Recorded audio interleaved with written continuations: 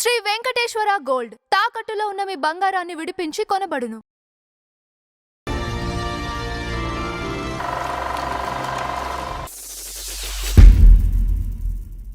నమస్కారం నందం హరిచంద్రరావు గారు. నమస్కారం అంజుబాబు గారు. ఈ రోజు మన ఫ్లాష్ బ్యాక్ లో చిత్ర పరిశ్రమ తొలి అందాల తారగా గుర్తింపు పొందినటువంటి కాంచనమాల గారండి. ఆహా, వెరీ గుడ్. అమ్మో, కానీ కాంచనమాల గారు అందాల తారే, కానీ చాలా దురదృష్టవంతురాలండి. ఎంచేతంటే చాలా జాలి పడవలసిన జీవిత కథ ఆవిడది. ఆవిడ జీవితం చాలా శిథిలావస్థలోకి వెళ్ళిపోయింది లాస్ట్ లో. అంచేత కారణం మీరు గమనించారా? కాంచనమాల గారిదే కాదు, చాలా మంది ఉన్నారు. మనం చర్చించుకున్న వాళ్ళు చాలా వరకు ఉన్నారు. కానీ తొలితరం కాబట్టి ఈవిడ గురించి చెప్పుకోవాలి మనం. తర్వాత ఇందులో ఈవిడ వల్ల నేర్చుకోవాల్సింది ఏంటంటే, చదువుకోకుండా, చదువు లేకపోతే, చదువు లేనందువల్ల ఎంత బాధపడతారో, ఎంత ఇబ్బందులు పడ్డారో నిరూపించిన నటీమణి కాంచనమాల. అది నేను తర్వాత చెప్తాను. ఓకే. చదువుకోకపోవటం వల్ల, అంటే చదువు నిర్లక్ష్యం చేయటం వల్ల ఎంత ఇదైందో చెప్తున్నాను. కానీ ఒకటి చెప్పండి అండి, ఇప్పుడు మనం అలనాటి నటీమణుల గురించి మాట్లాడుకున్నప్పుడు వాళ్ళతో ఇప్పుడు వాళ్ళని కంపేర్ చేస్తే ఇప్పుడున్న వాళ్ళు తెలివైన వాళ్ళు అనుకోవాలిగా. చాలా తెలివైన వాళ్ళు కదా. అయ్య బాబోయ్, అసలు అమాయకులుగా. అమాయకులు అంటేనండి, ఒక శ్రోత్రి కుటుంబంలోంచి వచ్చిన వాళ్ళు సార్, పద్ధతి గల కుటుంబంలోంచి వచ్చిన వాళ్ళు అండి, తల్లిదండ్రుల పెంపకంలోంచి వచ్చిన వాళ్ళు. ఏం చేద్దంటే ఒక పరిస్థితిలో అలాగే అంటే అప్పటి వాళ్ళు ఏంటంటే జాగ్రత్త చేసుకోలేకపోయారు. జాగ్రత్త చేసుకోలేకపోవటం ఎందుకంటే ఒక విధంగానండి, తల్లిదండ్రులు కూడా సపోర్ట్ చేస్తే వచ్చిన వాళ్ళు ఇప్పుడు తల్లిదండ్రులతో సంబంధం ఉంది అసలు. సపోర్ట్ ఉందిగా ఇప్పుడు ఉన్నా అప్పుడు ఓన్లీ ఫైనాన్స్ కోసమే. ఓకే, అంతే తప్ప. అంటే నేను అనేది జాగ్రత్త. ఇదివరకు అప్పట్లో వాళ్ళకి ఇప్పుడు బీషాజర్ గారి తల్లి ఉందండి, ఆవిడ ఇది స్లీవ్లెస్ జాకెట్లు వేసుకోకూడదు, ఎవరు టచ్ చేయకూడదు, ఇది కండిషన్స్ పెట్టారు. భానుమతి గారి ఫాదరు కండిషన్స్ పెట్టాడు. ఇలాగా అంటే ఒక నీడలో ఉన్నారు, గొడుగులో ఉన్నారు, పెద్దవాళ్ళ గొడుగులో ఉన్నారు వాళ్ళు అప్పుడు. అయినా కూడా కొంచెం సీనియారిటీ వచ్చిన తర్వాత వాళ్ళు దెబ్బతిన్నారు. వాళ్ళ ఇండివిజువల్ థింకింగ్ ఎప్పుడైతే వచ్చిందో అప్పుడు దెబ్బతిన్నారు వాళ్ళు. పెద్దవాళ్ళ గొడుగులో ఉన్నంత వరకు బాగానే ఉన్నారండి. ఒక స్టేజ్ వచ్చిన తర్వాత వాళ్ళకి ఇండివిజువాలిటీ వచ్చేస్తుంది ఎవరికైనా. హీరోయిన్స్ అందరూ తెలుసుకోవాల్సింది ఏంటంటే, దాని నుంచి తెలుసుకోవాల్సింది ఏంటంటే మనం, సో మనకి ఎప్పటికైనా ఎంత స్టేజ్లో ఉన్నా ఎవరైనా ఒక పెద్దవాళ్ళు అంటూ గైడెన్స్ అంటూ కావాలి, గార్డియన్స్ అంటూ ఉండాలి అనేది ప్రూవ్ చేసింది మొత్తం మన చరిత్ర అంతా, చిత్ర పరిశ్రమ చరిత్ర అంతా. అలాగా దెబ్బతిన్న వాళ్ళు కాంచనమాల ఒకరండి. ఆవిడ ఐతవంపాడులో ఏదో ఉంది, తెనాలి దగ్గర, ఆ ఊర్లో పుట్టిందండి 1917లో. చూడండి, అంత వీళ్ళందరికంటే సీనియర్ ఆవిడ పట్టింది. కానీ చిన్నతనంలోనే తండ్రి ఎవరో చనిపోతే బాబాయ్ దగ్గరికి పంపించారు. బాబాయ్ వీరాస్వామి అనేది వైలిన్ విద్వాంసుడు. ఈవిడ వైలిన్ బాగా నేర్పించాడు, బాగా శిక్షణ పొందింది. సంగీతం కూడా పాడేది ఈవిడ కాంచనమాల. ఏమండి, సంగీతం నేర్చుకుంది, వైలిన్ నేర్చుకుంది, అన్ని శిక్షణ వేసింది. నాటకాల్లో కూడా ప్రాక్టీస్ అయ్యి నాటకాల్లో కూడా వేస్తూ ఉండేది. ఈ నాటకాలు వేస్తున్నప్పుడు అంటే ఈ నాటకాల్లో కూడా ఒక ట్రాప్ చేసిన వ్యక్తి ఒకడు ఉన్నాడు. ఈ నాటకాలు వేస్తుండగా గాలి వెంకటేశ్వరరావు అనేవాడు ట్రాప్ చేసి కాంచనమాల దగ్గరికి వెళ్ళి నాటకాలు వేయించాలని ప్రయత్నించాడు. అతను ఆర్గనైజరు, నాటకాల ఆర్గనైజరు. అంటే అతను సిన్సియర్గా రాలే నాటకాల కోసం. అందంగా ఉంది ఆవిడ, అందగత్తె అని కూడా వచ్చాడు. అంటే ఈ తర్వాత తెలుస్తుంది అతనికి. ఏమండి, అతను ఆర్గనైజ్ చేస్తూ ఈవిడ చేత నాటకాలను నటించాలని చెప్పేసి, బాబాయ్ కొంచెం ఇప్పుడు వాళ్ళంత ఆస్తిపరులు కాదండి, ఈ విద్వాంసులు ఏంటంటే సంగీత పాఠాలు చెప్పుకుంటూ జీవితాన్ని గడిపేవాడు. సో ఈవిడ ద్వారా డబ్బులు వస్తాయంటే, ఇప్పుడు కొంచెం ప్రోగ్రాంలకు ఇస్తే, నాటకాలు నడిస్తే డబ్బులు వస్తాయంటే కొంచెం ఎవరికైనా ఆశ కలుగుతుంది కదండి. అయితే పాపం ఆయన కాదనలేకపోయారు పాపం, ఆయన పరిస్థితుల వల్ల, ఆర్థిక పరిస్థితుల వల్ల. అంటే నాట్ వెల్ ఆఫ్ అనమాట. ఈ ఈ గాలి వెంకయ్య అనేవాడు. వాళ్ళందరూ ఏం చేస్తారంటే తమకు ఎంతవరకు లాభం వస్తుంది, గాలి ఎలా ఉపయోగించుకోవడం. పేరు కూడా బాగుంది, గాలి వెంకటేశ్వరరావు, గాలి వెంకయ్య అంటారు. అదేలే. ఏమండి ఒప్పించాడండి మొత్తానికి. మాట చాతుర్యం ఉంటుందండి ఇలాంటి వాళ్ళకి, నేర్చుకుంటారు. ఎంచేత లేకపోతే ఆర్గనైజర్స్ ఎంతమందిని ఒప్పించాల్సి వస్తుంది. కరెక్ట్. ఆర్గనైజర్ అంటేనే ఒక ఊళ్ళో ప్రోగ్రాంలు అరేంజ్ చేస్తారు, ఒక ఊళ్ళో నాటకాలు అరేంజ్ చేస్తారు. అలా నాటకాలు తీసుకెళ్ళి ఆడించాడండి. ఇలా ఆడించుండగా వీళ్ళిద్దరికి బాగా పరిచయం వచ్చింది, ఏర్పడింది. ఒకళ్ళంటే ఒకళ్ళకి ఒక ఇది కూడా ఏర్పడింది. కానీ ఇది ఈవిడ అమాయకురాలు. ఈవిడ చదువు పెద్దగా అప్పలేదండి. ఎందుకంటే చిన్నతనంలోనే బాబాయ్ దగ్గరకు వచ్చి సంగీతం అబ్బింది, కానీ చదువు అప్పలా, చదువుకోలేదు అసలు. ఇది మెయిన్ పాయింట్ ఇందులో. ఈ చదువుకోకపోవడం అనేది ఎంత డేంజర్ అనేది మీకు తర్వాత చెప్తాను నేను ఈ కథ నడుస్తున్నాను.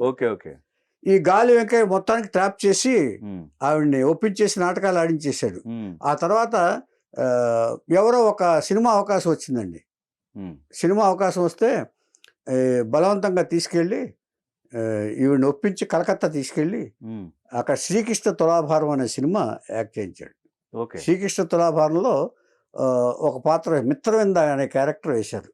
కానీ మనం ఇప్పుడు చెప్పుకుంటున్నామంటే కాస్టింగ్ కోచ్ అని, అది అప్పుడు కూడా ఉందండి. కాస్టింగ్ కోచ్ కూడా అప్పుడు కూడా ఉంది. ఆ కాస్టింగ్ కేజ్ లో ప్రథమ భాగం వీడు ఈ గాలి వెంకయ్య అనేవాడు కూడా. ఈ నాటకాల ఆర్గనైజేషన్ పేరుతోటి వీడు ట్రాప్ చేశాడు ఈ అమ్మాయిని. ఇది ఖచ్చితం.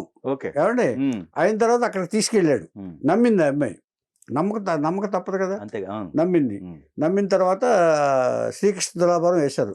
ఇప్పుడు ఈ కాస్టింగ్ కోచ్ అక్కడ ఇదైంది. వాళ్ళు శ్రీకృష్ణ తులాభారంలో ఒక పాత్ర వేశారు. వాళ్ళ బిహేవియర్స్ అన్నీ అర్థమైపోయినాయి. ఈ గాలి వెంకయ్య భయపడిపోయి తనకు కాకుండా పోతుంది అనేది వెనక్కి తీసుకొచ్చాడు. మేము నాటకాలు వేసుకుంటామని వెనక్కి తీసుకొచ్చాడు. అంటే ఇక వాడిని అక్కడ కానీ అలవాటు పడ్డారనుకోండి ఈ అమ్మాయి, ఇక వీడిని లెక్క చేయదు. సినిమా అనేది పెద్దది కదా, ఆ తర్వాత వీళ్ళు పెళ్లి చేసుకున్నారు. పెళ్లి చేసేసుకున్నారు. ఎప్పుడైనా సరే జరిగేది ఇదేనండి. ఎప్పుడైనా ఎవరో ఒకరు ట్రాప్ లో పడిపోతారు వీళ్ళు, అందులో సందేహం లేదు. అంత తెలివితేటలు ఉండవు, ఇంచేత నమ్మాల్సి వస్తుంది కూడా. ఆ సిచ్యువేషన్ లో నమ్మాల్సి వస్తుంది. ఆ తర్వాత ఒక హిందీ ప్రొడ్యూసర్ వీరాభిమన్యు అనే సినిమా తీయాలనుకున్నాడు. అక్కడ బెంగాల్లోనూ హిందీలోనూ తీశాడు. బెంగాల్లో హిట్ అయిన వీరాభిమన్యు అనే సినిమాని తెలుగులో తీయాలనుకున్నాడు. తెలుగులో తీయాలంటే నటీనటులు కావాలంటే వాళ్ళని సెలెక్ట్ చేసేవాళ్ళు కావాలి. ఎవరొకళ్ళు పట్టుకుంటారు వీళ్ళు నటులు. అంటే ఇప్పుడు హైదరాబాద్లో సినిమా తీయాలనుకోండి, హైదరాబాద్లో ఈ నటీనటులు తెలిసిన వాళ్ళు ఎవరున్నారని ఎంక్వైరీ చేస్తారు. అతనికి ఒక మీడియేటర్ దొరికాడు, జోగారావు అనే మీడియేటర్ పట్టుకున్నాడు. అతను ఇంకొక అతన్ని కలిపి ఇలాగ నాకు ఈ వీరాభిమన్యుకి క్యారెక్టర్కి ఆర్టిస్టులు కావాలి, ముందు సెలెక్ట్ చేయండి, ఉత్తర క్యారెక్టర్కి ఎవరు కావాలి, అందమైన అమ్మాయి కావాలని చెప్పేసి వాళ్ళకి పోస్ట్ చేశాడు క్యారెక్టర్స్ ఏం కావాలి. అతనికి ఈ గాలి వెంకయ్య తెలుసు, నాటకాలు తిరుగుతూ ఉంటాడుగా. ఇప్పుడు వాళ్ళ దగ్గర ఇన్ఫర్మేషన్ ఉంటుంది కదా సార్. ఈ గాలి వెంకయ్యని పట్టుకున్నాడు వాడు. ఒప్పుకోలేదు, వద్దులే బాబు, సినిమాలు మాకు ఒకసారి అనుభవం అయింది, నేను అస్సలు ఈ సినిమాలకు ఎలా చేయను. ఇచ్చేది అప్పుడు కమాండ్ వచ్చేసింది. మంచి సినిమా అండి ఏది, శ్రీకృష్ణ తులాభారం మంచి సినిమా. మంచి సినిమా, ఫస్ట్ది పాతది. అవునవును, మంచి సినిమాయే. కానీ కాస్టింగ్ కోచ్ కదా అది అక్కడ దెబ్బతింది. అంటే చాలా చీప్ గా చూశారని మోడరేట్ గా చెప్పారు అప్పుడు వాళ్ళు కొంతమంది. కానీ అది కాదు, అది ఒరిజినల్ కాజ్ ఏంటంటే అది ఏమండి చాలా చీప్ గా చూశారు మమ్మల్ని అని అతను చెప్పుకున్నాడు గాలి వెంకయ్య. ఇక్కడికి వచ్చి చెప్పలేడుగా ఒరిజినల్. అంచేత మమ్మల్ని సినిమా వాళ్ళు చాలా చీప్ గా చూశారని చెప్పేసి మేము వెనక్కి వచ్చేసామని తెనాలి వచ్చేసి నాటకాలు ఆడుకుంటాం, మాకు నాటకాలే రాయల్గా ఉన్నాయి అని చెప్పాడు. అప్పుడు ఈ జోగారావు తగిలాడు. జోగారావు తగిలితే, ఏంటయ్యా నువ్వు, ఎంత బ్రహ్మాండమైన అవకాశం ఇది, పైగా హిందీ ప్రొడ్యూసర్ ఆయన, పైగా డబ్బులు కూడా బాగా ఇస్తారనే మాట బాగా వాడేటప్పటికి గాలి వెంకయ్య కూడా అంతే కదా, ఏ స్వార్థం లేదే లేదు కదండి, గాలి వెంకయ్య కూడా లొంగిపోయి యాక్ట్ చేస్తున్నాడు. సరే అక్కడికి వెళ్ళి వీరాభిమన్యు కూడా అక్కడి నుంచి ఆ తర్వాత ఇక ఆవిడ వెనదిరిగి చూసుకోవాలి. అక్కడి నుంచి ఇక ఈ హెచ్ఎం రెడ్డి మాలపిల్లలో కూడా చేసింది ఈవిడ. హెచ్ఎం రెడ్డి మాలపిల్లలో చేసింది, గృహలక్ష్మిలో చేసింది, గృహలక్ష్మి అంటే మన బిఎన్ రెడ్డి గారి పార్ట్నర్షిప్ లో హెచ్ఎం రెడ్డి గారు తీశారు చూసారా, అది. తర్వాత వందే మాతరంలో కూడా తీసింది అనుకుంటా ఆవిడ, కాంచనమాల. ఇలా వరుస పిక్చర్లు హిట్, ఎక్కడ తీస్తే అక్కడ సూపర్ హిట్లు అయినాయి. ఇలా కాంచనమాల పాపులర్ హీరోయిన్ అయిపోయింది. ఇలాగ కొన్ని సినిమాలు చేసిన తర్వాత దాదాపుగా 7-8 సినిమాలు చేసేసిన తర్వాత ఎవరో సలహా ఇచ్చారు, ఇవన్నీ చిన్న కన్సర్న్లు ఇవి, ఎప్పుడైనా ఏదైనా పెద్ద కన్సర్న్ చూసుకో అని చెప్పి ఒక సలహా ఇచ్చారు ఎవరు, కాంచనమాలకి. సో కాంచనమాల తీస్తే అప్పుడు జమిని వాసన గారు బాలనాగం తీస్తున్నారు సి పుల్లయ్య దర్శకత్వంలో. జమిని వాసన గారు బాలనాగం అనే ఒక సినిమా తీస్తున్నారు. పెద్ద కన్సర్న్ అంటే జమిని అప్పుడు. వాసన గారు, వాసన గారికి ఆనంద వికటన అని ఉంది, చెప్పుకున్నాం మనం. చాలా పెద్ద రచయిత, ఆయన జర్నలిస్టు, అన్నీ కూడా ఉన్నాయి. జమిని స్టూడియో అధినేత. అంచేత ఆయన తీస్తున్నా అంటే ఏముంది, చంద్రలేఖ అనే సినిమా తీశాడు ఆయన. ఈ బాలనాగంలో కాంచనమాల గారు బుక్ చేశాడు. కానీ బుక్ చేసే ముందు ఏం చేశాడంటే ఆయన ఒక అగ్రిమెంట్ రాశాడు. ఆయన 5 సినిమాల వరకు, కాంచనమాల అప్పుడు పాపులర్ హీరోయిన్, 5 సినిమాల వరకు బయట చిత్రాలు యాక్ట్ చేయకూడదు, నేను 5 సినిమాలు తీసేంత వరకు అని అడ్వాన్స్ ఇచ్చాడు. ఈవిడికి రెమ్యునరేషన్ ఎంతో తెలిసినప్పుడు పాపులర్ అయిన తర్వాత బియ్యం బస్తా 3 రూపాయలు అప్పుడు, ఈవిడ రెమ్యునరేషన్ 10,000. ఎంత చూసుకోండి. ఆ తర్వాత ఇక ఈ బాలనాగమ్మ దీంట్లో చేస్తుండగా సి పుల్లయ్య గారు డైరెక్టర్, సి పుల్లయ్య గారితో కూడా గొడవ వచ్చింది. ఈవిడ కొంచెం యారగెంట్ అంట. ఇప్పుడు అందంగా ఉన్న వాళ్ళకి న్యాచురల్గా ఒక ఇది ఉంటుంది కదా, ఏ విషయం మీద వచ్చింది అనేది సీక్రెట్. సి పుల్లయ్య గారికి ఈవిడికి ఏ విషయం మీద వచ్చింది అనేది సీక్రెట్, ఆయన లెక్క చేయలే. ఆయనకి ఎదురు చెప్పింది, ఎదురు చెప్పి వచ్చేసింది సినిమా చేయనని. అది వాసన గారికి తెలిసింది. వాసన గారు చెప్తే నేను ఈ సినిమా చేయను అంది, అగ్రిమెంట్ రాసింది ఇక్కడ, సినిమా చేయను. ఏమైనా సరే వాసన గారిని కూడా ఎగనిస్ట్గా తోసేసింది ఈవిడ. కొంచెం స్ట్రైట్ ఫార్వర్డ్నెస్గా ఉండేదట ఈవిడ, లెక్క చేయకుండా వాసనను తోసిపుచ్చింది. ఆ తర్వాత ఏం చేసి అగ్రిమెంట్ కట్టుకుని కోర్టుకు వెళ్ళాడు, వాసన గారు కోర్టుకు వెళ్ళాడు. అంటే నష్టపరిహారం ఇవ్వాలని ఇది మనం వాసన గారి దాంట్లో అనుకున్నాం, కానీ ఈవిడే అయిపోయి కోర్టు దీంట్లో వెళ్ళిపోయింది. మరి ఇతను ఏం చేస్తున్నాడు, ఎవరు వాళ్ళ హస్బెండ్ గాలి వంకే ఇప్పుడు ఏం చేసిందంటే క్షయవ్యాధి వచ్చింది పీక కొద్ది, ఈ డబ్బులన్నీ అటు వెళ్ళిపోతున్నాయి. భర్త అనారోగ్యంతో ఉంటే ఆవిడ ఖర్చు పెడుతుంది. ఇప్పుడు కొంతకాలం అయిపోయింది కదా ఇక్కడ వచ్చి తిరగటంలో, దీంట్లోనూ ఎప్పటి నుంచో తిరుగుతున్నాడు కదా. ఒక వ్యాధి వచ్చింది, అతను అనారోగ్యం వచ్చిందో అతను ఇచ్చేస్తున్నాడు. ఈయన తర్వాత ఈ ఇష్యూ వచ్చింది. ఈ ఇష్యూ వచ్చిన తర్వాత మళ్ళీ కాంప్రమైజ్ అయ్యి కాంచనమాల వెళ్ళి కాంప్రమైజ్ అయ్యి బాలనాగం ఫినిష్ చేసింది. బాలనాగం సూపర్ హిట్ అయింది. జమిని వాసన గారికి ఉన్న అప్పులన్నీ తీర్చేసింది. అప్పటికే ఆనంద వికటం తాకట్టు పెట్టున్నాడు ఆయన. ఈ సినిమాతోటి మొత్తం అప్పులన్నీ తీరిపోయి ప్లస్ పాయింట్ కూడా అయింది. కానీ ఇది మైండ్ లో పెట్టుకున్నాడు, హీరోయిన్ తన ఎదిరించింది అని. కాంచనమాల నన్ను లెక్క చేయలేదని మైండ్ లో పెట్టుకున్నాడు వాసన గారు. అంతే, అక్కడి నుంచి తన సినిమాలు తీయడు, బయట సినిమాలు యాక్ట్ చేస్తుంది. యాక్ట్ చేస్తుంటే కోర్టు నోటీస్ ఇచ్చాడు, యాక్ట్ చేయడానికి వీల్లేదని. నా అగ్రిమెంట్లో ఉంది ఆవిడ, అంచేత కాంచనమాల వేయటానికి వీల్లేదండి. ఇటు అటు కర్ర పెరగదు, ఇటు పాము చావదు. ఇట్లాంటి పరిస్థితుల్లో చాలా దీన స్థితిలోకి వెళ్ళిపోయింది. ఇటు భర్త ఏమో అనారోగ్య పరిస్థితి, హాస్పిటల్లో ఉన్న డబ్బులన్నీ అటు ఖర్చు పెట్టేస్తుంది. అప్పటికే తెనాల్లో ఒక ఇల్లు కట్టుకుంది ఆవిడ ఊర్లో, సొంత ఊర్లో ఒక ఇల్లు కట్టుకుంది. ఏమండి, ఇది అయిన తర్వాత ఇక ఇటు సినిమాలు లేవు, ఇటు వాసన గారు సినిమా తీయడు. కానీ కొంతకాలం తర్వాత, ఒక 2-3 సంవత్సరాల తర్వాత సినిమాలు లేకుండా బాధపడి స్టార్వేషన్ అనుభవించిన తర్వాత, డబ్బులు లేక ఇబ్బంది పడుతున్న టైంలో జమిని వాసన గారు జాలిపడి వదిలేశాడు. అప్పటికి కెరీర్ నాశనం పోయింది. పోయింది. ఈవిడికి మెంటల్ బ్యాలెన్స్ తప్పింది కొంచెం. అప్పుడు ఏం చేశారంటే, ఒంటరిగా ఉంటుంటే ఎక్కడ అద్దె ఇంట్లో చెల్లెలు ఎవరో వచ్చి ఒక ఆవిడ వచ్చి తీసుకెళ్లి తెనాల్లో పెట్టి, ఆ గదిలోంచి బయటకు రాదు. 5 ఏళ్ళు బయటకు రాలా. 5 years. అక్కడ ఒక 5 years, ఇక్కడ ఒక 5 years, 10 years అవుతాయి. రాలా, బయటికి రాలా. మెంటల్ గా దెబ్బతీసింది. ఏం మాట్లాడుతుందో తెలియట్లే. ఈవిడ ఎలాంటిదంటే ఈవిడ కాంచనమాలది లక్ష్మీరాజ్యం గారితో యాక్ట్ చేసింది ఈవిడ. అంటే వీళ్ళ ఆభిజాత్యం ఎంతవరకు దెబ్బతీస్తుంది అనేది చెప్పడానికి ఉదాహరణ ఇది. ఒక ఏదో చెయ్యి వేయాలట లక్ష్మీరాజ్యం గారు ఒక సీన్ లో. లక్ష్మీరాజ్యం గారికి తెలుసుగా మీకు, Narthanasala producer right right. Lakshmirajyam గారితో ఈవిడ యాక్ట్ చేసింది. యాక్ట్ చేస్తే ఈవిడ కాంచనమాల మీద చెయ్యాలి, నా మీద వేయొద్దు అంది ఈవిడ. అంటే ఇలాంటి ఆబ్జెక్ట్స్ ఉన్న కాంచనమాల అంటే ఈవిడికి ఏం తెలియలేదు. యాస్టీజ్ గా తను ఏమనుకుంటుంది అది చేయటం తప్ప ఈవిడికేం తెలియదు. చదువుకోలేదు. చదువుకుంటే కొంచెం వినయంగా ఉండాలి, లేకపోతే వీళ్ళతో ఎలా బిహేవ్ చేయాలి. అందుకనే నేను బిగినింగ్ లో చెప్పింది ఏంటంటే చదువు చాలా అవసరం అని చెప్పింది. అందుకే ఎవరికైనా కానీ అగ్రిమెంట్ వల్ల జరిగిన ఈ అగ్రిమెంట్ చదువుకోకుండా సంతకం చేసింది. మరి ఇండస్ట్రీలో అప్పటికే నటించినటువంటి కో ఆర్టిస్టులు ఉంటారు కదా, అవును, మరి వాళ్ళ హెల్ప్ తీసుకోలేదా ఈవిడ? ఎవరు హెల్ప్ చేయడానికి లేదండి ఇక్కడ. జర్మీవాసన్ గారు ఇప్పుడు అగ్రిమెంట్ చూపిస్తున్నాడు, నాదయ్య ఇది నేను కరెక్ట్ అయ్యా అంటాడు. ఎవరు మాత్రం సమాధానం చెప్తారు? అదే అంటే ఎవరు చేసేవాళ్ళు ఉన్నారండి, ఉన్నారని కానీ లీగల్ గా ఫైట్ చేయడానికి ఇది కానీ ఎవరికి టైం ఉంటుందండి? ఎవరు బ్రతుకు తెరువు వాళ్ళది. ఈవిడికి సపోర్ట్ ఉన్నట్టయితే అసలు అగ్రిమెంట్లు కూడా పనికొచ్చే కాదు అసలు. కానీ అంత లేదు. ఈ గాలి వెంకయ్య ఏమో గాలి. ఇప్పుడు ఇంకొకరు ఈయన వదిలిపెడదామండి.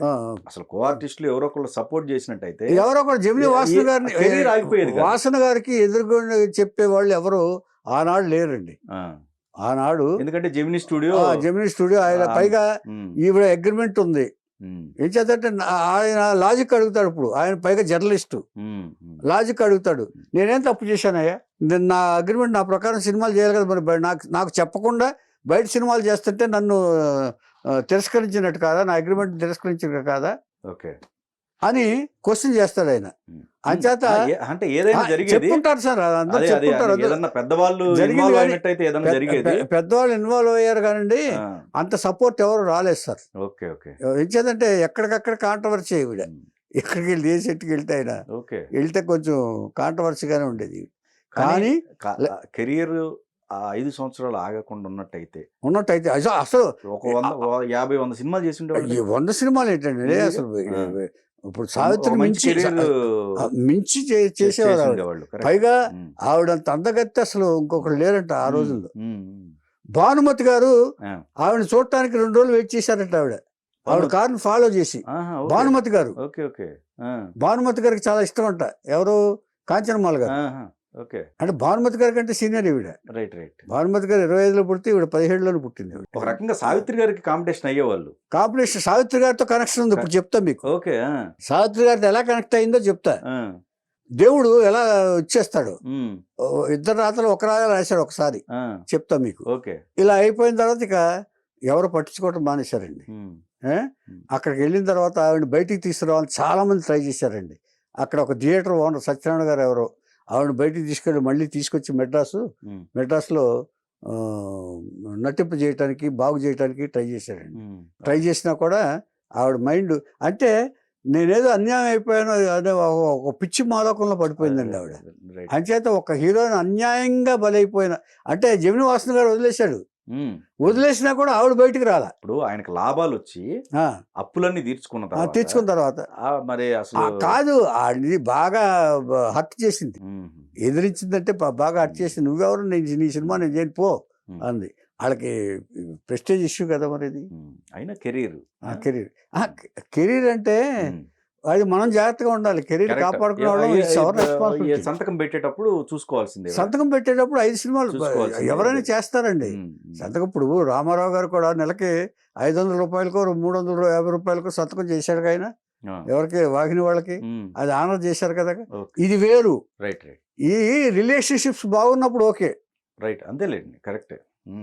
రిలేషన్షిప్స్ బాగుంటే వాళ్ళు కూడా బాగా చూస్తారు. ఒకసారి ఈ చిటపట్టలాగా చెప్తాను నేను. రామారావు గారికి టిఫిన్ చాలేదు కదంట.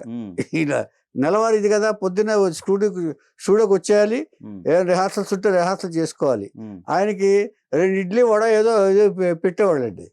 పెట్టకపోతుంటే ఈయనకి రామారావు గారికి చాలేదు కదా టిఫిన్. చాలేదు కదంటే ఒక అసోసియేట్ డైరెక్టర్ పిలిచి, ఆయన ఎవరో సంగీతం లేకపోతే కమలాకర్ కామేశ్వరరావు ఎవరినో పిలిచి, ఏమంటే నాకు సినిమా టిఫిన్ చాలట్లేదు, కొంచెం రికమెండ్ చేయండి నాగిరెడ్డి గారికి అని చెప్పారు.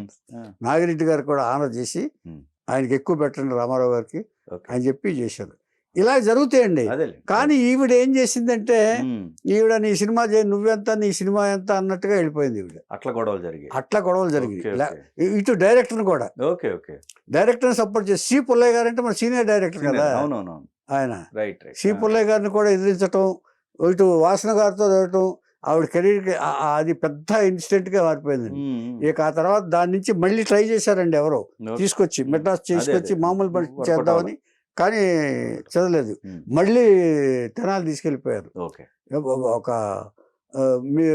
మనం కనక గురించి చెప్పుకున్నప్పుడు కనక కూడా గదిలోంచి బయటకు రాలేదన్నాం చూసారా, ఆ స్టేజ్ లో ఈవిడ కూడా తయారైంది. Right right. అంటే వీళ్ళు కెరీర్ ని ఎలా నాశనం, అంటే వీళ్ళంతటి వీళ్ళు కాకపోయినా విధిలిఖితం, అది మనం ఏం చేయలేం. వీళ్ళు అనుకుని చేయరు, కాకపోతే వీళ్ళ క్యారెక్టర్ మార్చుకోలేక ఎవరితో ఎలా బిహేవ్ చేయాలో తెలియక వారి ఇండివిజువల్ ని కాపాడుకోనే నేపథ్యంలో ఈ ఇన్సిడెంట్స్ అన్ని జరిగింది. ఏమండి అంచేతంటే ఇప్పుడు అంటే నేను లొంగొండమంటారు అని అడుగుతుంది. కాంచనమాల గారు ఉన్నారు అనుకోండి సపోజ్, అంటే నేను ప్రొడ్యూసర్ ఏది చెప్తే అది నేను చేయాలా, ఇది కూడా విన్నాను. ఈ వీళ్ళ మధ్య రావడానికి కారణం వేరే అని కూడా నేను విన్నాను. నేను అది మనం తెలియదు కాబట్టి నేను చెప్పట్లేదు. ఏమండి వీళ్ళ మధ్య క్లాష్ రావడానికి వేరే కారణం అని కూడా విన్నాను నేను. నాకు తెలియదు కాబట్టి నేను నా నోటితో నేను చెప్పను. అయిన తర్వాత ఇక ఆవిడ్ని అలాగే ఉండిపోయింది. అలాగే ఉండిపోయిన తర్వాత ఇక తర్వాత చివరికి అలాగ కుంగిపోయి కృషించిపోయి 1981లో డిసెంబర్ 6ని ఆవిడ చనిపోయింది. ఎవరు? సావిత్రి గారు. డిసెంబర్ 6 ఎవరో ఏదో అదే నెలలో లాస్ట్లో ఈవిడ చనిపోయింది. ఇది సావిత్రి గారికి కాంచనమాల గారి కనెక్షన్. 1981లోనే 1981లోనే సావిత్రి గారు చనిపోయారు, 1981లోనే కాంచనమాల గారు చనిపోయారు. అంటే ఒకే విధంగా ఇబ్బంది పడిన నటీమణులు, ఈవిడేమో పిచ్చిగా చనిపోయింది, ఆవిడ కోమాలో చనిపోయింది. ఆవిడ స్టోరీ వేరు, ఆవిడ స్టోరీ వేరైనా కూడా భగవంతుడు ఒకే నెలలో తీసుకెళ్లిపోయాడు వీళ్ళిద్దరిని ఒకే నెల తీసుకుపోయాడు. అంతకంటే పిట్టి ఏమైనా ఉందా? సావిత్రి గారికి కనెక్షన్ అంటే ఇదే, ఒకే నెలలో చనిపోయారు. వీళ్ళందరూ ఎంత మంచి నటీమణులండి అసలు. అందుకని ఇది ఇంతకంటే అంటే ఇప్పుడు ఎంతమంది ఆ తర్వాత నటీమణులందరూ జాగ్రత్తగా ఉన్నారు. ఇది కానీ వాళ్ళు నేను అనటానికి కారణం బిగినింగ్ లో నేను అన్నాను చూసారా, అంటే అప్పుడుతో కంపేర్ చేసుకుంటే ఇప్పుడు జాగ్రత్త పడుతున్నారు. కానీ ఒకటి వాళ్ళు స్వయంకృతాపరాధాలేనండి. ఒకటి అదే ఎలాగంటే భానుమతి గారు ఉన్నారు, వాళ్ళు ఇండివిజువాలిటీ కాపాడుకున్నారు కదా. జమున గారు ఉన్నారు, కాపాడుకున్నారు కదా. అంజలి గారు ఉన్నారు, కాపాడుకున్నారు కదా. బి సరోజ్ గారు ఉన్నారు, కాపాడుకున్నారు కదా. మరి వీళ్ళెందుకు ఇలాగా? ఇంకోటి అన్నాం కదా, టైం కూడా అండి, అన్ని కూడా కలిసి రావాలి. అయ్యా ఒక్కటే కాదు, ఇప్పుడు రోడ్డు మీద వెళ్తున్నప్పుడు మనం యాక్సిడెంట్ చేయాల్సిన అవసరం, ఎదురోడు తప్పు చేసిన మనం అవునా కదా. వెనకాల తప్పు చేస్తాడని మనం జాగ్రత్తగా డ్రైవ్ చేయాలట. ముందు డ్రైవ్ చేసేటప్పుడు చేసిన కర్మగాలి వాడు వచ్చాడు, ఏం చేయగలుగుతాం? లైఫ్ కూడా అంతే. అంచేత కాంచనమాల గారి జీవితం అంతా దౌర్భాగ్య స్థితి. నిజంగా ఎవరికి పగవాడికి కూడా రాకూడదండి ఆయన చేత. ఆవిడని మరి భగవంతుడు ఏ స్థితిలో ఉంచాడో తెలియదు కానండి, చాలా దారుణమైన ఇదిలో ఆవిడ మరణించిందండి. పిల్లలండి? ఆయన పిల్లలు లేరు.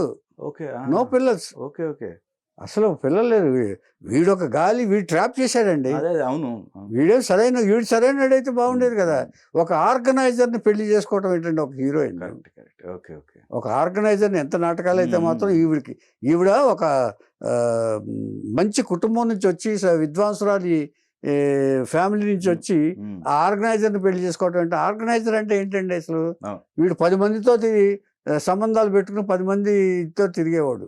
అంచేత ఆ సెలక్షనే రాంగు. ఫస్ట్ స్టెప్పే రాంగు. అదే వాడు ఇంటి పేరు సార్థకం చేసుకున్నాడు, గాలి వెంకయ్య. అంచేత అలాగా ఆవిడ జీవితం అలా ముగిసిందండి. అంటే సావిత్రి గారు బిగినింగ్ లో పోయారు, ఈవిడ ఎండ్ లో పోయింది డిసెంబర్లో. సేమ్ మంత్ లో 1981 ఇద్దరి మరణ డేట్ ఇదండి.